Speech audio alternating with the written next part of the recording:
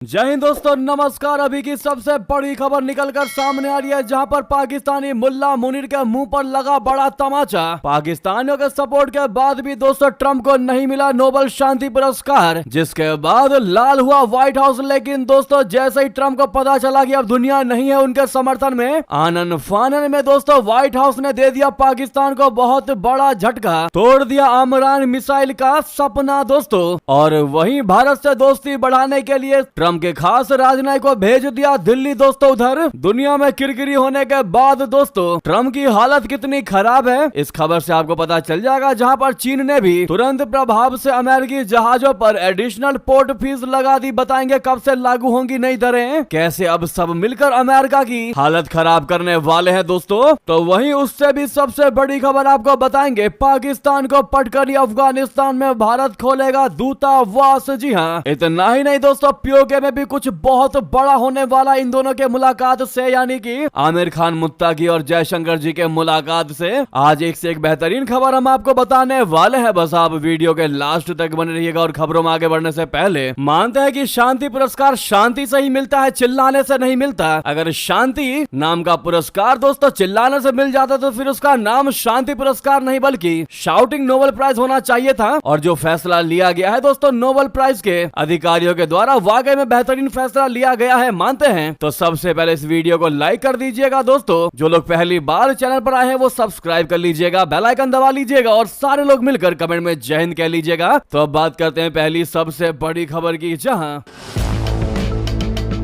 Trump को नहीं मिला शांति का नोबेल पुरस्कार तो खिसियाने लगा व्हाइट हाउस दोस्तों, आग बबूला हुआ। इस फैसले को बता दिया राजनीति से प्रेरित। बता दें, अमेरिकी राष्ट्रपति ट्रंप को शांति का नोबेल पुरस्कार न मिलने से व्हाइट हाउस बौखला गया दोस्तों। राष्ट्रपति भवन ने इस फैसले को राजनीति से प्रेरित बताया। व्हाइट हाउस ने 2025 में ट्रंप को नोबेल शांति पुरस्कार न मिलने को लेकर कमेटी की जमकर आलोचना की। शुक्रवार को व्हाइट हाउस ने नोबेल शांति पुरस्कार के निर्णय पर आरोप लगाते हुए कहा कि चयन प्रक्रिया राजनीतिक पक्षपाती थी, न कि वैश्विक शांति को बढ़ावा देने के लिए सच्ची प्रतिबद्धता पर आधारित। व्हाइट हाउस के एक प्रवक्ता ने कहा, एक बार फिर नोबेल समिति ने यह साबित कर दिया है कि वे शांति से ज्यादा राजनीति को महत्व देती हैं। अब आप कहेंगे दोस्तों, अगर नोबेल पुरस्कार डोनाल्ड ट्रंप को नहीं मिला तो फिर किसको मिला? तो आपको बता दें, नॉर्वे की नोबेल समिति ने मारिया कोरेडिना मचाडो को यह पुरस्कार देने का फैसला कर लिया दोस्तों। उन्हें यह सम्मान वेनेजुएला में लोकतंत्र और लोगों के अधिकारों के लिए लगातार काम करने और तानाशाही से लोकतंत्र की ओर शांतिपूर्ण बदलाव की कोशिशों के लिए दिया है। उन्होंने चिल्ला चिल्ला कर ये नहीं कहा कि देखो मैं लोकतंत्र और लोगों के अधिकार के लिए लगातार काम कर रही हूँ, या उन्होंने चिल्ला चिल्ला कर ये नहीं कहा कि मुझे देखो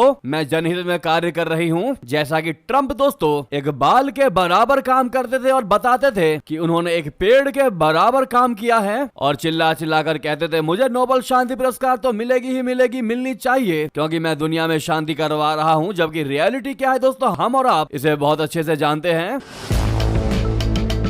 दोस्तों आज सुबह की खबर में ही मैंने पहले ही कह दिया था आप सबसे, आपको याद होगा जिन्होंने सुबह का खबर देखा था, कि ट्रंप को तो नहीं मिलने वाला ये शांति पुरस्कार। उनकी हरकतें है ही नहीं शांति पुरस्कार पाने वाली, क्योंकि दोस्तों शांति पुरस्कार का मतलब ही होता है आप बस चुपचाप अपना कार्य करते जाइए, दुनिया देखेगी, दुनिया आपको इवेल्युएट करेगी कि आपने सच में कार्य किया है, ना कि आप मियां मिट्ठू बने। अगर आप भी हमारे बात से सहमत है दोस्तों तो कमेंट में ये जरूर लिखकर बताएगा कि क्यों नहीं मिलना चाहिए था ट्रंप को यह अवार्ड, और ट्रंप को नहीं मिला ये अवार्ड, क्या आप इससे खुश हैं? क्या आप मानते हैं कि ऐसा ही होना चाहिए था और जो हुआ बिल्कुल सही हुआ? दोस्तों भारी मात्रा में कमेंट कीजिएगा। आपको बता दें, जब अमेरिका को पता चल गया कि उसके समर्थन में अब कोई नहीं आने वाला, पूरी दुनिया उनके विरुद्ध में खड़ी है, और अगर कोई उनके साथ खड़ा भी है तो सिर्फ और सिर्फ उनके दबाव की वजह से खड़ा है, वरना कोई उनके साथ नहीं है। जिसके बाद दोस्तों अब अमेरिका को रियलाइज हुआ है कि भारत के साथ तो दोस्ती बढ़ानी ही पड़ेगी, भारत के साथ सारे शिकवे गिले खत्म करने पड़ेंगे। तभी दोस्तों अचानक आमरान को लेकर पाकिस्तान पर बड़ा फैसला ले लिया दोस्तों अमेरिका ने। व्हाइट हाउस ने दे दिया पाकिस्तान को तगड़ा झटका। फील्ड मार्शल मुनीर चिल्लाने लगे, अल्लाह तोड़ दिया इमरान का अमेरिका ने सपना। जी हां दोस्तों, बता दें टैरिफ को लेकर घमासान और अमेरिका से तनावपूर्ण संबंधों के बीच प्रधानमंत्री नरेंद्र मोदी ने अमेरिकी राष्ट्रपति ट्रंप से फोन पर बातचीत की। इस दौरान पीएम मोदी ने गाजा के लिए अमेरिका की मध्यस्थता वाली शांति योजना के पहले फेज की सफलता पर अमेरिकी राष्ट्रपति को बधाई दी। साथ ही प्रधानमंत्री मोदी जी के इस फोन कॉल का और ट्रंप को ना मिलने वाले शांति पुरस्कार का तगड़ा असर नजर आया दोस्तों, जो पाकिस्तान के लिए किसी तगड़े झटके से कम नहीं है। दरअसल प्रधानमंत्री नरेंद्र मोदी जी और ट्रंप के बीच हुई बातचीत के अगले ही दिन अमेरिका ने यानी आज आतंक के गढ़ पाकिस्तान को जोरदार झटका देते हुए उसकी अमरान मिसाइल पाने का सपना चकनाचूर कर दिया। हाल ही में दोस्तों ऐसी खबरें आई थी कि अमेरिका जल्द ही पाकिस्तान को नई advanced medium range air to air missile AMRAAM दे सकता है। हालांकि अब ट्रंप प्रशासन ने स्पष्ट कर दिया है कि वो पाकिस्तान को एमरान मिसाइलें देने पर विचार नहीं कर रहा है। अमेरिका ने पाकिस्तान को तगड़ा झटका देते हुए advanced medium range air to air missile के कथित सौदे पर ब्रेक लगा दिया है। ऑपरेशन सिंदूर में भारत के मुंह के खाने के बाद पाकिस्तान बुरे तरीके से हिल गया था। यही वजह है कि उसने न केवल सीज फायर का फैसला लिया बल्कि भारत की हर शर्त मानने को भी मजबूर हो गया। हालांकि इस हार का असर पड़ोसी मुल्क पर ऐसा हुआ कि उसने अमेरिकी राष्ट्रपति ट्रंप पर डोरे डालना शुरू कर दिया। पाकिस्तान की सरकार अमेरिका प्रशासन के सामने पूरे तरीके से झुक गई। शहबाज शरीफ सरकार ने भारत के साथ हुए अपने सैन्य संघर्ष को रुकवाने का श्रेय न केवल ट्रंप को दिया बल्कि औपचारिक रूप से अमेरिकी राष्ट्रपति को नोबेल शांति पुरस्कार के लिए नॉमिनेट भी किया। दोस्तों भारत भी ये सोच रहा था कि अमेरिका के साथ लगातार पाकिस्तान जो है जानबूझकर दोस्ती निभाने की कोशिश कर रहा है और पाकिस्तान की दोस्ती निभाने से या दोस्ती का दिखावा करने से कुछ नहीं होता। दोस्तों अमेरिका जानबूझकर पाकिस्तान के साइड लेता नजर आ रहा था जिससे कि वो भारत को ये रियलाइज करवा सके कि हम तुमसे नाराज हैं।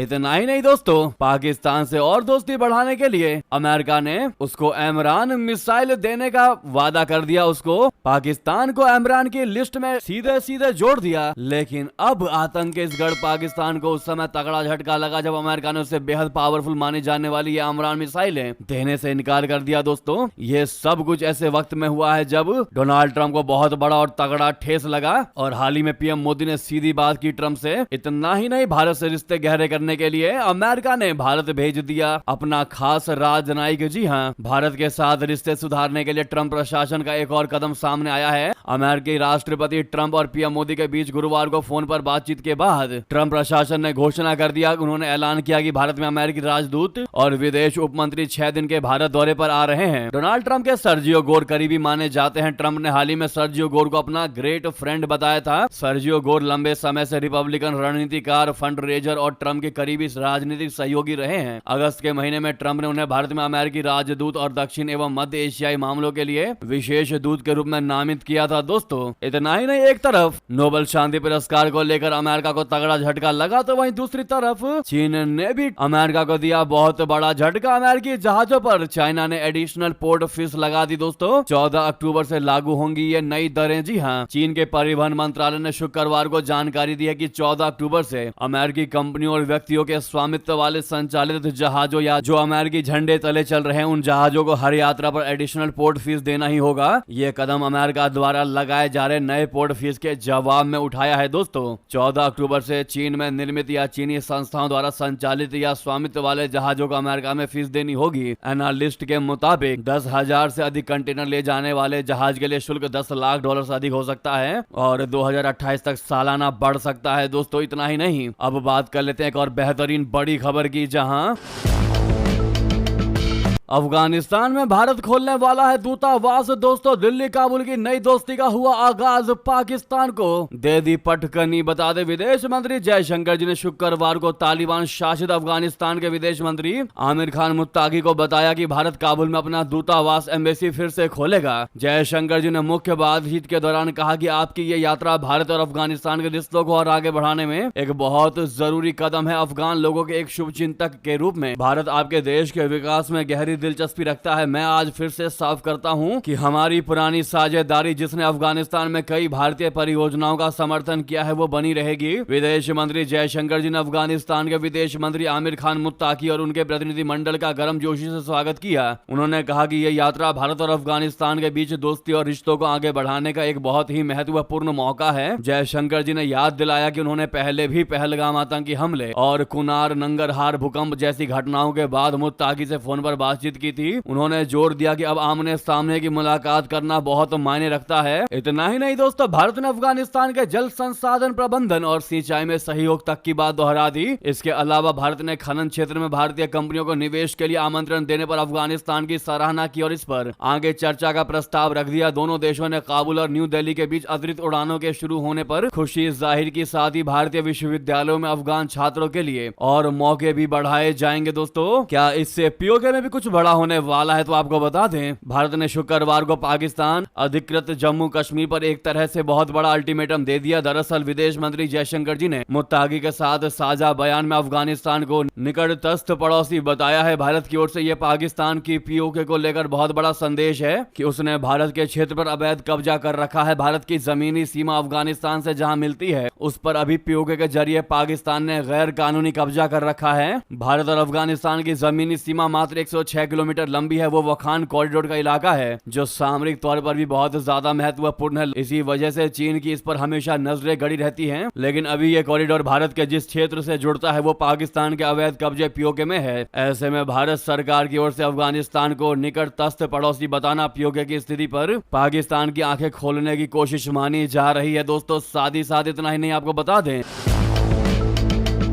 इंडियन एयरलाइंस हाईजैक के 26 साल बाद डोभाल से मिलेंगे मुत्ताकी। याद आएगा कंधार का वो अपहरण, पाकिस्तान के साथ उस समय था तालिबान। दोस्तों, जैसा कि हमने आपको बताया, वो अभी एक हफ्ते के दौरे पर भारत में मौजूद हैं। अब ऐसे में विदेश मंत्री जयशंकर जी से मुलाकात के बाद उनकी मुलाकात अजीत डोभाल से होनी है, जिस पर पूरी दुनिया की नजर है। दोस्तों, डोभाल के साथ मुलाकात की संभावना ने एक बार फिर 1999 में इंडियन एयरलाइंस के विमान अपहरण की यादें ताजा कर दी हैं। आतंकवादी तब इंडियन एयरलाइंस की फ्लाइट IC-814 को हाईजैक करके अफगानिस्तान के कंधार लेकर गए थे। उस समय अफगानिस्तान में तालिबान का शासन था और मुत्ताकी उस सरकार में मंत्री थे। उस समय तालिबान और पाकिस्तान के बीच बहुत अच्छे रिश्ते थे। यही वजह है कि अपहरणकर्ताओं ने विमान की लैंडिंग के लिए कंधार को चुना, जिसे तालिबान का गढ़ माना जाता है। खास बात दोस्तों यह है कि फ्लाइट में बंधकों की रिहाई के लिए उस समय कंधार जाने वाले सबसे वरिष्ठ अधिकारी थे अजीत डोभाल जी। उस दौरान तालिबान सरकार ने बंधकों की रिहाई के बदले भारत की जेलों से छोड़े गए आतंकवादियों को पाकिस्तानी अधिकारियों को सौंपने में मदद की थी। इन आतंकवादियों में जैश ए मोहम्मद का सरगना मसूद अजहर भी शामिल था, जिसने बाद में भारत की संसद पर हमले की साजिश रची थी। इसके अलावा अजहर पुलवामा हमले का भी मास्टरमाइंड था। ऐसे में दोस्तों, अजीत डोभाल जी के साथ